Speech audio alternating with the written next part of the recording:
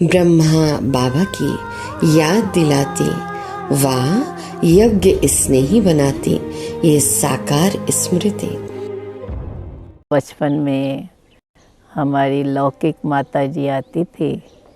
जब उसके साथ एक बार सत्संग में आए और सत्संग में बैठने से जब वहाँ ओम की धुनी चल रही थी तो एकदम पीसफुल एटमॉस्फेयर के अंदर हम ऐसे शांत अवस्था में बैठ गई जो सत्संग पूरा भी हो गया लेकिन हमें पता नहीं चला। तो ऐसे 1-1.5 घंटा उसी अवस्था में बैठे रहे, जैसे कि अशरीरी अवस्था कही जाए, परंतु उसमें ऐसा नहीं कि मैंने कोई दृश्य देखा या क्या, लेकिन ऐसे शांत अवस्था में और एक बहुत मीठी शांति का अनुभव हो रहा था।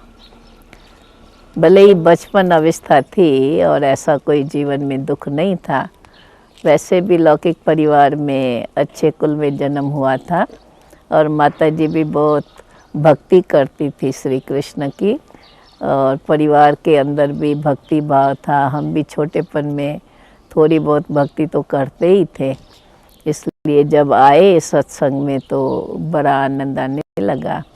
उस समय पिताश्री तो कश्मीर गए हुए थे और कुछ समय के बाद जब बाबा कश्मीर से आए और हम फिर आई थी तो बाबा को देखने से ऐसे लगा कि जैसे कि हम इसी परिवार की है और यही मेरा बाप है, जिस कारण जल्दी से जैसे कि उसी में लग गई।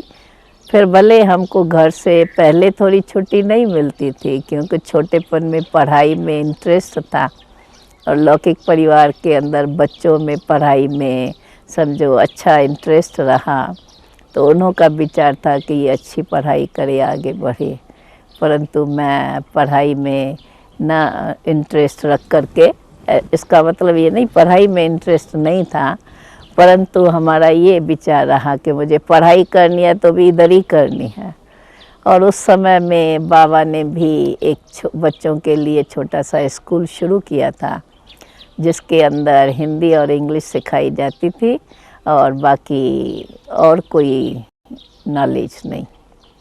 ज्ञान के लेसन्स थे, ज्ञान का ही सब कुछ था, परंतु हिंदी राइटिंग पढ़ना करना वो इंग्लिश और हिंदी सिखाई जाती थी। तो हमें सहज हो गया कि ये भी स्कूल है, चलो उस स्कूल के बदले हम इस स्कूल में पढ़ेंगे।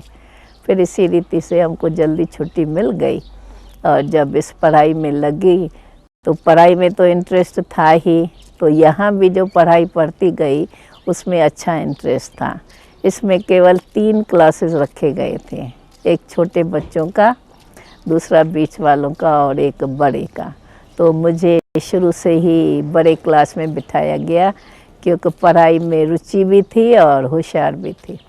उसी रीति से हम पढ़ाई के रीति से ज्ञान को अच्छी रीत समझती गई और जैसे जैसे हम बाबा का ज्ञान सुनती गई ऐसे लगता था कि ये कोई बहुत ऊंची नॉलेज है और ये नॉलेज सिवाय परमात्मा के कोई दे नहीं सकता है। बाबा भी जब हमारे सामने आते थे तो बाबा को हम साधारण रूप में नहीं देखते थे, अधिकतर बाबा हमको विष्णु के रूप में दिखाई पड़ते थे और ऐसे लगता था जैसे कि ये मेरा बाप ही है।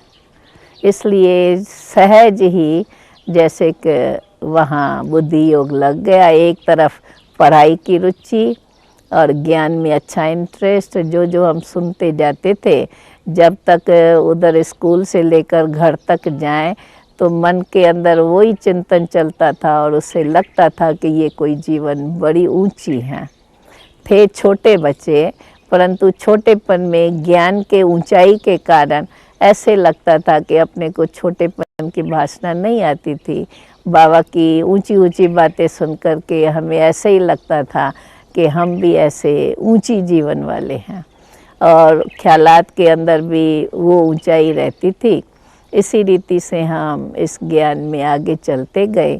थोड़े ही समय में जब हैदराबाद से सभी कराची में गए तो हम भी कराची में गई और तब से लेकर के बाबा के साथ रहना हुआ और इसी पढ़ाई के अंदर अपनी पूरी जीवन व्यतीत की। तुम शांति दूत बन